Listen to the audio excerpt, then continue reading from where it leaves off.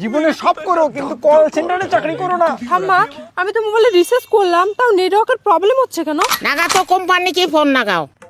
Hello নমস্কার, আমি Airtel company থেকে বলছি, কি করে সাহায্য করতে পারি আপনাকে? এই তোমার সিমে টাওয়ার পায় না কেন?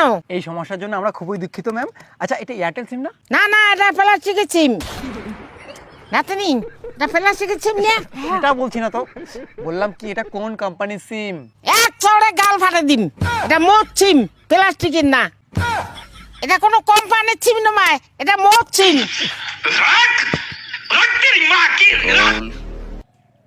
ঘন্টার মাথা বারবার ফোন করে রে। হ্যালো হ্যালো নমস্কার ম্যাম, আপনার মোবাইলে রিচার্জ না থাকার কারণে ইনকামিং কল বন্ধ, মানে কোনো ফোন আসবে না, কারোরই ফোন আসবে না। আমার মোবাইলে যদি কোনো ফোন না ঢোকে, তা তোর ফোনটা কে করে ঢুকলো? তুই কি কবরেস? ওই নাতনি শুনতে শোন, একটা কবরেস ফোন করছে। এই আমি কবিরাজ নই, আমি এয়ারটেল কোম্পানি কাস্টমার কেয়ার। ঠাকুমা কি? ওই দেখ, একটা কবরেস ফোন করছে। কোন দিন তোর বিয়ে হবে ফুস করতো? আরে আমি কবিরাজ নই। কই দেখি। হ্যালো ম্যাডাম, আপনার মোবাইলে রিচার্জ নেই, আমি সেই জন্য ফোন করেছি। ঠাকুমা, এটা কবিরাজ নয়, এটা কোম্পানি, কথা বলো। হ্যালো ম্যাডাম শুনুন, আপনার মোবাইলে কোনো রিচার্জ নেই, তাই কোনো ফোনও আসবে না আপনার মোবাইলে, এবং কোনো ফোনও যাবে না আপনার মোবাইল থেকে। এই, তোর মোবাইলে টাকা আছে দেখি তুই ছকাকে ফোন করবো? রানি मारो नहीं, ये मजाक हो रहा है। एक सेकंड यार, मजाक हो।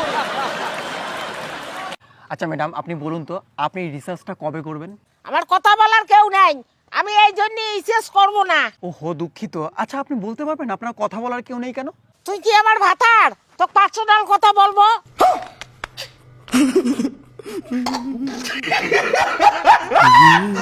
ছি, আপনার লজ্জা শরম নেই? আমি কি নেকটা হয়ে আছি? লজ্জা নেকবে আমার?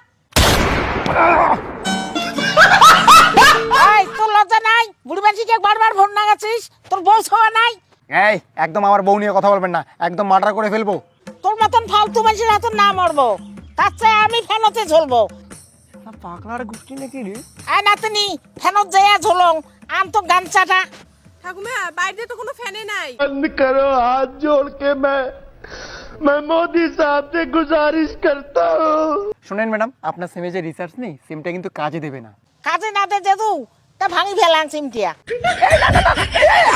চাকরি চলে যাবে আমার। নাতনি, ভাঙ তো সিমটিয়া। চাকরি চলে যাবে। না না, ভাঙবে না। নাতনি, ভাঙ তো সিম খান। সিম সিম সিম খান, ভাঙ ভাঙ। চাকরি চলে যাবে। না না, ভাঙবে না। আপনি কেন আমার সাধারণ কথাটা বুঝতে পারছেন না? ও, আমি বুঝি না, আমি কি পাগল? না ম্যাডাম, আমি সেটা বলতে চাইনি। আপনি কেন পাগল হতে যাবেন? আপনি পাগল না। ডাক্তার মোক পাগল করছে, ওই পাগলের ওষুধ খাওয়া ধরছ। আর তুই কোন ভাঙি ফেলা রে? মোক ভাল মানছি কোস, তুই ডাক্তারের বাপ।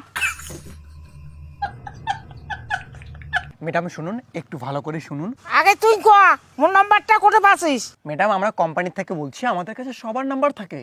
তোর কাছে যেহেতু সবার নাম্বার আছে, তা মোক একটা সুন্দর বুড়ের নাম্বার দে তো। বুড়েটা যেন ফর্সা হয়, দেখলি যেন চুমে খাওয়ার মাঠা যায়।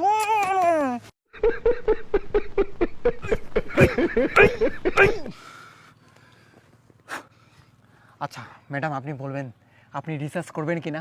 করবো করবো, যেদিন মন চাইবে সেদিন করবো। Very good. আচ্ছা, কবে আপনার মন চাইবে রিসার্চ করতে? একটা ফিক্সড ডেট বলবেন প্লিজ আমায়। এলকার দিনে বাচ্চা হওয়ার ফিস দিন নাই। 10 মাসে বাচ্চা হওয়ার কথা, তা 7 মাসে বাচ্চা হওয়া ধরছে। বিয়েও নাই হচ্ছে, কারো কারো বাচ্চা হওয়া ধরছে, আর তুই মোটে রিসার্চের ফিস দিয়ে চাস। এই রাখ ফোন, রাখ রাখ, কাটি যান।